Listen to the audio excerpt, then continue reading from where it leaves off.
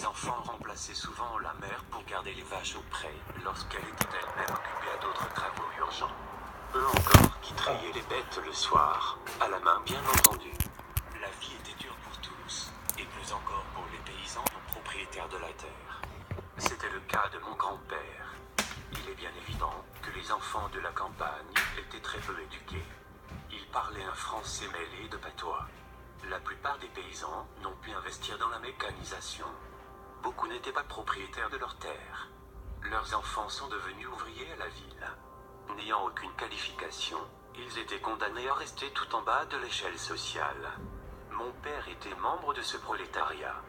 Mon père comme ma mère étaient des ouvriers complètement incultes. Mon père en particulier savait à peine écrire.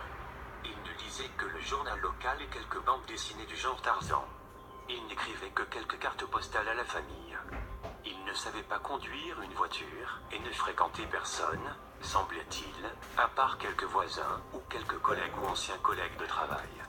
J'ai encore l'image d'un homme humble, toujours vêtu d'un bleu de travail. Quelqu'un toujours prêt à enlever sa casquette devant un patron ou un petit chef.